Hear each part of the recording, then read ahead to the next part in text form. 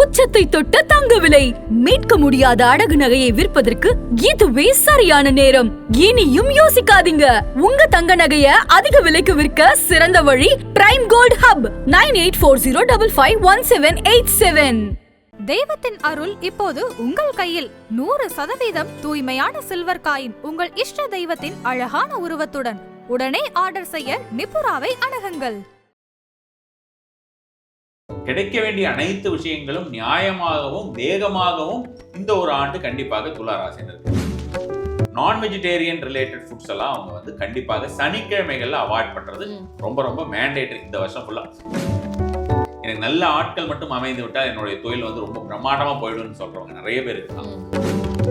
சனிக்கிழமை ராகு காலமா பார்த்து அவர்களை போயிட்டு ஒரு 4 பேருக்கு கையில ஒரு 50 ரூபா கொடுத்துட்டு வந்தா கூட போதும். முக்கியமாக இவர்கள் வந்து துளாராசினர் இந்த ஒரு வருடத்திலே அவர்கள் கவனித்துக் கொள்ள வேண்டியது என்னன்னு பார்த்தீங்கன்னா, உணவு பழக்க வழக்கங்கள், எக்ஸசைசஸ் கண்டிப்பா பண்ணணும் அப்படின்ற மாதிரி. ஆதன் ஆன்மீகம் நேயர்களுக்கு வணக்கம். நம்முடைய ஆதன் ஆன்மீகம் சேனல் மூலிமா மக்களுக்கு தேவையான பல விஷயங்களை கொடுத்துட்டு இருக்கோம். அந்த வகையில் இன்னைக்கு நம்மளோட யார் இணைஞ்சிருக்காங்க அப்படின்னு பார்த்தீங்கன்னா, தாந்திரிக ஜோதிடர் குருஜி வாமனன் சேஷாத்ரி அவர்கள் தான். வணக்கம் சார். நமஸ்காரம். நல்லா இருக்கீங்களா சார்? நல்லா. துளாராசி துளாராசியுமே வந்து பார்த்தீங்கன்னா இந்த ஒரு வருஷம் ரொம்ப நல்லா இருக்கக்கூடிய ஒரு வருஷமாக தான் இருக்கும். துளாராசிக்கு என்ன சொல்றது வந்து பார்த்தோம்னா ஒரு மிகப்பெரிய யோகம் அப்படின்ற மாதிரியான விஷயங்கள். ப்ரொமோஷன்ஸ் எதிர்பார்த்துட்டு இருந்தா ப்ரொமோஷன்ஸுமே வந்து பார்த்தோம்னா சிலருக்கு நம்ம வந்து அவர்கள் வேலை செய்து கொண்டு இருப்பார்கள். அந்த வேலைக்கு உண்டான ஒரு பலன் கிடைத்து கொண்டு இருக்கும். திடீர்னு ஒரு உயர்வு, பெரிய ஒரு உயர்வு, மற்றவங்களெல்லாம் பைபாஸ் பண்ணி போகிற உயர்வு அப்படின்ற மாதிரி விஷயம். அது இவர்களாக குறுக்கு வழியில் இல்லாமல் மேனேஜ்மெண்ட்டாக தேர்ந்தெடுத்து அவங்களுக்கு கொஞ்சம் தூக்கி வைப்பாங்க. பார்த்தீங்களா, இவங்க நல்லா பண்ணிட்டு இருக்காங்க அப்படின்னு. ஸோ அந்த மாதிரியான ஒரு விஷயம் வந்து துளாராசினருக்கு இந்த ஒரு டைமில் வந்து கண்டிப்பான முறையில் எதிர்பார்க்கலாம். இந்த வருஷம் ஃபுல்லாகவே அது மாதிரியான விஷயம். இதே வந்து பார்த்தோம்னா இப்போ எம்ப்ளாயீஸ் கிடைக்கல, இப்போ நிறைய பேருக்கு வந்து பார்த்தோம்னா வேலைக்கு ஆட்கள் கிடைக்கவில்லை அப்படின்ற மாதிரி வருந்துபவர்கள். எனக்கு நல்ல ஆட்கள் மட்டும் அமைந்து விட்டால் என்னுடைய தொழில் வந்து ரொம்ப பிரம்மாண்டமாக போயிடும்னு சொல்கிறவங்க நிறைய பேர் இருக்காங்க. அந்த மாதிரி இருக்கிறவங்களுக்கெல்லாம் இந்த ஒரு ஆண்டு வந்து கண்டிப்பான முறையிலே துளாராசினருக்கு தொழிலில் வந்து வேலையாட்கள் அமைந்து விடுவார்கள் அப்படின்னு சொல்லலாம். கிடைக்க வேண்டிய அனைத்து விஷயங்களும் நியாயமாகவும் வேகமாகவும் இந்த ஒரு ஆண்டு கண்டிப்பாக துளாராசினருக்கு கிடைக்கும். அவங்களுக்கு வந்து கவலை, கஷ்டம் அப்படின்ற மாதிரியான விஷயங்கள் பெரிதளவிலே வராமல் இருக்கிறதுக்கு அவங்க என்ன பண்ணலாம் அப்படின்னு பார்த்தீங்கன்னா, நான் வெஜிடேரியன் ரிலேட்டட் ஃபுட்ஸ் எல்லாம் அவங்க வந்து கண்டிப்பாக சனிக்கிழமைகள்ல அவாய்ட் பண்றது ரொம்ப ரொம்ப மேண்டேட்டரி இந்த வருஷம் ஃபுல்லா. நிறைய பேர் வந்து பார்த்தோம்னா புரட்டாசி மாதம் சாப்பிட மாட்டோம், மார்கழி மாதம் சாப்பிட மாட்டோம், அப்படி குறிப்பிட்ட மாதங்கள் கார்த்திகா மாதம் சாப்பிட மாட்டோம், இப்படியெல்லாம் இருக்காங்க. அவங்க வந்து ப்ரெஃபரபிளி சனிக்கிழமைகளில் சாப்பிடக்கூடாது அப்படின்றது இந்த ஒரு வருஷம் அவங்க வச்சுக்கிட்டாங்கன்னா ரொம்பவே நல்லா இருக்கும். துளாராசினை பொறுத்த வரைக்கும் சாட்டர்டே மட்டும் அதை அவாய்ட் பண்ணுறது ரொம்ப நல்ல ஒரு பலன் தரக்கூடியதாக இருக்கும். ஓகே சார், நீங்கள் வழிபாடு சொல்லிட்டீங்க. இதை தள்ளி வேற ஏதாவது விஷயங்கள்? வேற ஏதாவது அப்படின்ற மாதிரியான விஷயங்கள், இந்த பாம்பு பிடிக்க போகிறவங்க இருக்காங்க பார்த்தீங்களா, பாம்பு பிடிக்கிறவர்கள் இருக்கிறார்கள். அவர்கள் வந்து பார்த்தோம்னா எல்லா இடத்துலையுமே இருக்காங்க. இப்போ வந்து பார்த்தீங்கன்னா இன்ஸ்டாகிராம்லலாம் நிறைய பேர் இருக்காங்க. அது அவங்கெல்லாம் வந்து அவங்க எப்படி பண்ணுறாங்க அப்படின்றத சொல்கிறாங்க. ஸோ அந்த ஒரு பாம்பு பிடிக்கக்கூடியவர்கள் அவர்களுக்கு வந்து போயிட்டு இவங்க ஏதாவது ஒரு ஹெல்ப் பண்ணுறது, இது வந்து எப்போவாவது ஒரு முறையில் அவங்க செஞ்சுக்கிட்டாலும் பரவாயில்ல. இல்லைன்னா சனிக்கிழமையில ராகு காலமாக காலையில் தேர்ந்தெடுத்துக்க வேண்டியது. சனிக்கிழமை ராகு காலமாக பார்த்து அவர்களை போயிட்டு ஒரு 4 பேருக்கு கையில் ஒரு 50 ரூபா கொடுத்துட்டு வந்தால் கூட போதும். அது மாதிரியான விஷயமாக செஞ்சுட்டு வந்தாலுமே நல்ல பலன் தர ஆரம்பிச்சிடும். அவர்களுக்கு வந்து ஹெல்ப் பண்ணுறது அப்படின்ற மாதிரியான விஷயமாக.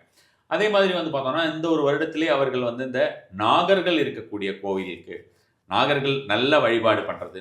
இப்போ நம்மளோட ஊரில் பொறுத்த வரைக்கும் நிறைய நாக பிரதிஷ்டை பண்ணின கோயில்கள் நிறைய இருக்குன்னு வச்சுக்கோங்க.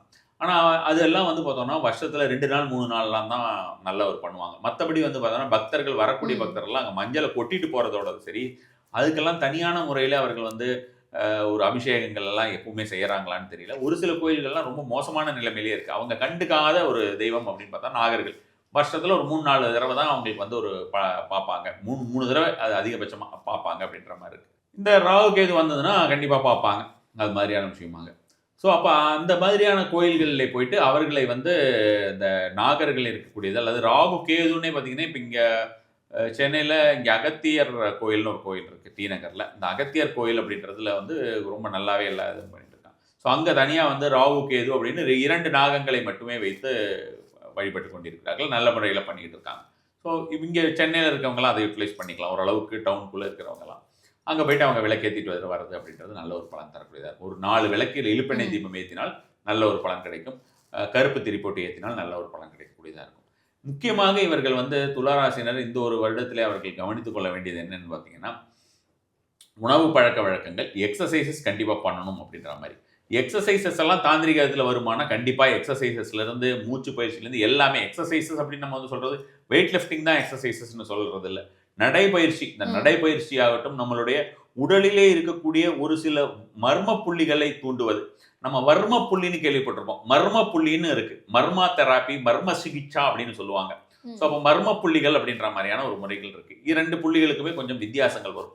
ஸோ அப்போ அந்த மர்மா தெராப்பி அப்படின்ற மாதிரியான விஷயங்களாக யாராவது பார்த்து அவங்க எடுத்துக்கிட்டாலும் சரி, அல்லது வந்து பார்த்தீங்கன்னா அவங்க காலார நிறைய நடந்துட்டு வந்தால் அதுவே ஒரு பெரிய எக்ஸசைஸ். அது மாதிரியான விஷயமாக செய்யறது ரொம்ப மேண்டேட்ரி. நிறைய துளாராசினர் இந்த ஒரு வருடத்தில் கொஞ்சம் உடம்பு போடுவாங்க அப்படின்னு கண்டிப்பாக சொல்லலாம். சார் 2026 எல்லாருமே சொல்லிட்டு இருக்காங்க தான் எப்படி இருக்கும் அப்படின்னு சொல்லிட்டு. பட் இன்னைக்கு நாம பேச போகிறது கொஞ்சம் வித்தியாசமா. தாந்திரீக முறை உங்களுடையது. இந்த தாந்திரீக முறையில் இந்த 2026 நாம் எப்படி அணுகணும்? 2026 நம்ம எந்த மாதிரியான விஷயங்கள்லாம் இருக்கும் அப்படின்னு நம்ம வந்து உலகளாவிய நாடுகளுக்கே பார்த்துக்கலாம். 2025 வந்து பார்த்தோம்னா ஜனவரி மாதம் சனி பயிற்சி ஆனது. ஸோ மெயினாக வந்து நமக்கு சுபகிரகம் அப்படிங்கிறது ரொம்ப ஸ்ட்ராங்கான முறையில் இருந்ததுன்னு வச்சுக்கோங்க. சுபகிரகம்னு சொல்கிறது பரிபூர்ண சுபர் அப்படின்னு சொல்லக்கூடிய குருவானவர் அவர் ஸ்ட்ராங்காக இருக்கார் அப்படிங்கிற மாதிரியான ஒரு விஷயமாக இருந்தால் நமக்கு வந்து எந்த ஒரு பயிற்சிகளாக இருந்ததுனாலுமே நம்ம வந்து அதை சமாளிச்சுக்கலாம் அப்படிங்கிறது நான் உலக நாடுகளுக்கு பொதுவாக சொல்கிறேன். ஆனால் இப்பொழுது இருக்கக்கூடிய குருவுடைய ஒரு நிலையுமே சரி கிடையாது, சனியுடைய நிலை சரி கிடையாது. சனி வந்து பிரளய சனி என்று நான் முன்னரே கூறியிருந்தேன். அதாவது நம்ம வந்து தத்துவார்த்தம், அதாவது மெயினாக வந்து இந்த தாந்திரிக் அஸ்ட்ராலஜி அப்படிங்கிறது வந்து நம்ம எசோட்ரிக் அஸ்ட்ராலஜி அப்படின்ற மாதிரியான விஷயமாகவும் எலிமெண்டல் அஸ்ட்ராலஜின்னு வெவ்வேறு பெயர்களில் சொல்லுவோம்னு வச்சுக்கலாம். பஞ்சபூத தத்துவங்களை மிக ஆழ்ந்து நோக்கி அதன் மூலமாக நமக்கு பலன்கள் எடுப்பதும் சரி, அதே மாதிரி வந்து பார்த்தீங்கன்னா குறிப்பிட்ட கிரகங்கள் திதிகள் இப்போ இந்த பஞ்ச அங்கங்கள் இருக்கு இல்லையா, அதன் மூலமாக அதில் இருக்கக்கூடிய சில முறையிலே நமக்கு பரிகாரங்கள் எடுப்பது அப்படின்றது. என்ன ஒரு கஷ்டத்தில் இருந்தாலும் ஏதாவது ஒரு ரூட் அப்படின்ற மாதிரியான விஷயம் கண்டுபிடிச்சு வச்சிருப்பாங்கன்னு சொல்றது. அந்த மாதிரியாக நம்ம முன்னோர்கள் கண்டுபிடித்த முறையில் தான் நம்ம வந்து இந்த பரிகாரங்கள் கொடுக்குறது. அதனால தான் இந்த தந்திர முறையிலே கொடுக்கக்கூடிய பரிகாரங்கள் நமக்கு ஃபாஸ்ட்டாக ஒர்க் ஆகக்கூடியது அப்படின்னு. அப்போ இந்த பிரளய சனி என்று சொல்லக்கூடிய இந்த நீர் ராசியில் இருக்கக்கூடிய சனி பகவான் வந்து சரியான ஒரு சூழ்நிலையிலே இல்லை. இப்போ மட்டும் கிடையாது, வரக்கூடிய இப்போ அடுத்தது உங்களுக்கு பார்த்தீங்கன்னா 2027 வரக்கூடிய சனி பயிற்சி ஆகட்டும், அதற்கு பிறகு அப்போ வந்து மேஷத்துக்கு வந்துடுவார், அதுக்கப்புறம் அவர் ரிஷபத்துக்கு போவார். இந்த ரிஷபத்தில் இருக்கிற வரைக்குமே அவர் வந்து ஒரு சரியான ஒரு ரிஷபத்தில் பொதுவாக வந்து பார்த்தோம்னா சனியை பொறுத்த வரைக்கும் அவர் காற்று ராசியிலும் நில ராசியிலும் நல்லா அவர் வந்து கொஞ்சம் ஓரளவுக்கு நல்ல பலன்களை கொடுப்பார் அப்படின்ற மாதிரியான விஷயமா சொல்லலாம். கம்பேரிட்டிவ்லி ஓவராலாக அவர் கொடுக்கக்கூடிய கெடுபலன்கள் வெகுமளவு குறையும் அப்படின்னு சொல்லலாம்னு வச்சுக்கோங்களேன். ஆனால் நெருப்பு ராசியிலும் சரி நீர் ராசியிலும் அது மாதிரியான ஒரு விஷயமா அவர் கொடுக்க மாட்டார். இப்போ மேஷத்தில் இருந்தாலும் சரி, சிம்மத்தில் இருந்தாலும் சரி, தனுர் ராசியில் இருந்தாலும் சரி, இதே மாதிரி வந்து ஒரு கடகத்தில் இருந்தாலும், விருச்சிகத்தில் இருந்தாலும், மீனத்தில் இருந்தாலுமே அவருடைய ஒரு பலன்கள் அப்படிங்கிறது கொஞ்சம் குறைவாக தான் இருக்கும். அதே மாதிரி கெடுபலன்கள் அதிகமாக இருப்பதற்குண்டான வாய்ப்பு உலகளாவிய லெவலில் அதிகமாக இருக்கும். இதுக்கு வந்து adding fuel to the fire அப்படிங்கிற மாதிரி வந்து பார்த்தீங்கன்னா குரு பகவான் வந்து அதிசாரம் நிலையில் இருக்கிறார். அதிசாரம் அப்படிங்கிறது நம்ம பொதுவாக நம்ம ஒரு வருஷம் அந்த மாதிரியான ஒரு விஷயமா, ஒரு வருஷத்தில் அதிசாரம், இந்த வருஷத்தில் அதிசார பயிற்சி இருக்கிறது, 2 வருஷம் இருக்குது, 3 வருஷம் இருக்குது, அதிகபட்சமாக அந்த மாதிரியான ஒரு சூழ்நிலை வரும். இப்பொழுது பார்த்தீங்கன்னா கிட்டத்தட்ட 2031, 32 வரைக்கும் இருக்கக்கூடிய காலகட்டமுமே உங்களுக்கு அதிசார பயிற்சி. அவர் வந்து ஃபாஸ்ட் ஃபார்வர்ட் மோஷனில் ஜம்ப் ஆகிட்டே இருப்பார். இங்கே ஒரு இப்போ வந்து பார்த்தீங்கன்னா கடகத்தில் வந்தார், கடகத்தில் வந்து பார்த்தீங்கன்னா அதிசார பயிற்சி எடுத்து கடகத்தில் வந்தார், கடகத்திலேயே உட்காந்துட்டு ரெட்ரோகேட் ஆனார், அதாவது வக்ரமானார். திரும்பி வந்து பார்த்தீங்கன்னா இப்போ மிதுனத்துக்கு போயிருக்கார். அடுத்தது வந்து ஸ்ட்ரைட்டாகவே அவர் வந்து கடகத்தில் ஒரு பயிற்சி ஆகிறது அப்படின்ற மாதிரியான விஷயமா இருக்கும். கடகத்திலிருந்து திரும்பி அடுத்த வருஷமே அவர் வந்து சிம்மத்துக்கு போவார் அப்படின்ற மாதிரியான ஒரு காலகட்டம் இருக்குன்னு வச்சுக்கலாம். அடுத்த வருஷம் எண்டு அப்படின்ற மாதிரியான நினைக்கிறேன் நான், அல்லது ஜனவரி அந்த மாதிரியான மாதமாக இருக்கும் 27. ஸோ அப்போ திரும்ப சிம்மத்துக்கு போவார், சிம்மத்திலேயே வந்து இருந்துட்டு அங்கே வக்கரமாயிட்டு திரும்ப வந்து கடகத்துக்கு வர்றார். இப்படி ஒரு நிலை இல்லாமல் வேகமாக அப்படி வந்து இந்த மாதிரியான ஒரு சுபகிரகம் போகக்கூடாது. சனி இருக்கக்கூடிய ஒரு நிலையுமே சரி கிடையாது, அதே போல் குரு இருக்கக்கூடிய நிலையும், இரண்டுமே வந்து நம்ம உலகத்திற்கே பொதுப்படையாக நமக்கு வந்து சரி கிடையாது அப்படின்னு சொல்லலாம். 2031, 32 வரைக்குமே காலகட்டம் ரொம்ப ரொம்ப மோசமாக இருக்கும். அதை நம்ம கண்கூடாக இந்த வருஷத்துலேருந்தே பார்க்கலாம். நான் 2025 நாம் சில விஷயங்களை பார்க்க தொடங்கி விடலாம் அப்படின்ற மாதிரியான விஷயமாக சொல்லியிருந்தேன். அதை பார்க்கவும் செஞ்சோம். நம்ம வருஷம் நமக்கு வந்து கெடுபலன்கள் அப்படிங்கிறது உலகளாவிய நாடுகளிலே நமக்கு ஜாஸ்தி ஆகிட்டு தான் இருக்குது. இப்போ நம்ம வந்து 2024 ஒரு அந்த ஒரு சின்ன போராக இருந்தாலுமே அதை வந்து எதிர்பார்த்துருக்க மாட்டோம். சின்னதாக டெரரிசம் ஆக்டிவிட்டி இருந்தாலுமே சரி, ஒரு போர் மாதிரியான ஒரு சூழல் வந்து அது மாதிரியான விஷயம் நடந்தது நம்ம எதிர்பார்த்துருக்க மாட்டோம். அது 2025 நடந்தது. இது 26லயும் அது மாதிரியான ஒரு விஷயம் சின்ன சின்னதாக இந்த மாதிரியான விஷயங்கள் நடந்து கொண்டே தான் இருக்கும். அது வந்து ரொம்ப பெருசா லெவலில் போகிறதுக்கு உண்டான வாய்ப்புகள் இருக்கிறது. அதே மாதிரி வந்து பார்த்தீங்கன்னா இது இந்த ரொம்ப அந்த முற்றுகை இருக்கக்கூடிய ஒரு நிலை அப்படின்னு சொல்ற மாதிரியான ஒரு நிலை 2030, 31, 32 இந்த 3 ஆண்டுகளுக்குள்ளே வரக்கூடிய வாய்ப்புகள் இருக்கிறது. அப்போ வந்து பார்த்தோம்னா நமக்கு போர் அப்படின்ற மாதிரியான ஒரு சூழ்நிலையை கண்டிப்பான முறையில் உருவாகும். லிட்ரலி இப்போ செகண்ட் வேர்ல்டு வார் நடந்த மாதிரியோ இந்த ஃபர்ஸ்ட் வேர்ல்டு வார் நடந்த மாதிரியோ இருக்கிறத விட இது கொஞ்சம் வேற மாதிரியான ஒரு சூழ்நிலையாக இருக்கும். மெயினாக வந்து என்ன சொல்றது, நம்ம வந்து டெக்னிக்கலாக இருக்கக்கூடிய ஒரு டெக்னிக்கல் வார். ஆமாம், டெக்னிக்கல் வார் அப்படின்ற மாதிரியான விஷயம் கொஞ்சம், ஆமாம், பயோ வார்னு சொல்றது, டெக்னிக்கல் வார் இந்த மாதிரியான விஷயங்கள் கொஞ்சம் அதிகமாக நடக்கிறதுக்கு உண்டான வாய்ப்புகள் தெரியும்.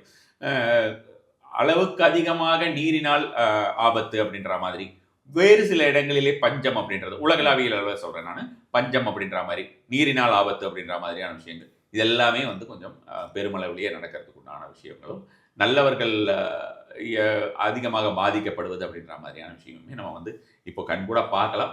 இந்த ஒரு பீரியட்ல இந்தியா வந்து பார்த்தீங்கன்னா மிக குறைந்த அளவிலே தான் பாதிக்கப்பட்டிருக்கும் அப்படிங்கிறது தான் நமக்கு வந்து ஒரு பெரிய ஒரு சந்தோஷம், ரிலீஃப் அப்படின்ற மாதிரி நம்ம சொல்லலாம். Okay sir.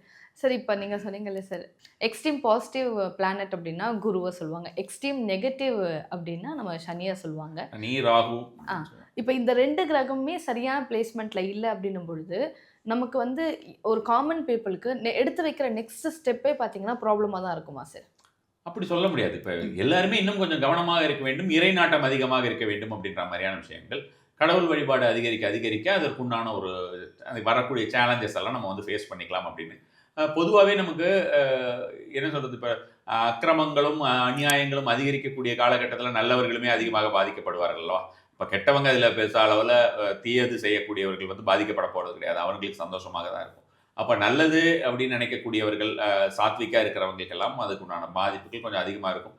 அதிலிருந்து அவர்கள் தற்காத்துக் கொள்வதற்கு அப்படின்ற மாதிரியான ஒரு முறையாக நம்ம பார்க்கும்போது சிவ வழிபாடு, துர்க்கை வழிபாடு இது இரண்டுமே, உக்கிரகாளி வழிபாடு ரொம்ப ரொம்ப அற்புதமான ஒரு பலனை தரக்கூடியதாக இருக்கும். பெரிய மடங்களில் இருந்தெல்லாமே வந்து பார்த்தீங்கன்னா அது மாதிரியான ஒரு விஷயமாக சண்டி பாராயணங்கள் செய்ய சொல்லுவது, சண்டி ஹோமங்கள் செய்ய சொல்லுவது ரெகுலராகவே, இப்போ வெளிப்படையாக தெரிந்து மடத்திலிருந்து வந்து உங்களுக்கு ஒரு சர்க்குலர் கொடுக்குறாங்க, இதெல்லாம் பண்ணுங்க, இப்போ நம்ம நாட்டுக்கு நல்லது அப்படின்ற மாதிரி. அப்படி இல்லாமையுமே வந்து அவங்களுடைய கண்ட்ரோலில் இருக்கிற நிறைய பாடசாலைகளிலே அது மாதிரியான இன்ஸ்ட்ரக்ஷன் போயிட்டு மந்த் ஆன் மந்த் ரெகுலராக அது மாதிரியாக நடந்து கொண்டிருக்கிறது. எனக்கு அந்த கனெக்ஷன்ஸ் இருக்கிறதுனால நம்மளுக்கு தெரியும். இது வந்து நம்ம மடத்தில் இது மாதிரி செய்கிறாங்க அப்படின்னா வெறும் காஞ்சி மடத்திலிருந்து மட்டும்தானா அப்படின்னு கிடையாது. காஞ்சி மடமோ சிங்கேரி மடமோ அது மாதிரி மட்டும் தான் அப்படின்றது கிடையாது. உலகளாவிய இது இந்திய அளவிலே பார்த்தீங்கன்னா உங்களுக்கு எல்லா இடத்துலையுமே அந்த மாதிரியான விஷயங்கள் நடந்து கொண்டு இருக்கிறது. நமக்கு வந்து இருக்கக்கூடிய மற்ற ஆதீனங்கள் எல்லாருமே கூட அந்த மாதிரியான ஒரு செயலிலே ஈடுபட்டிருப்பதாக தான் நான் அறிகிறேன்.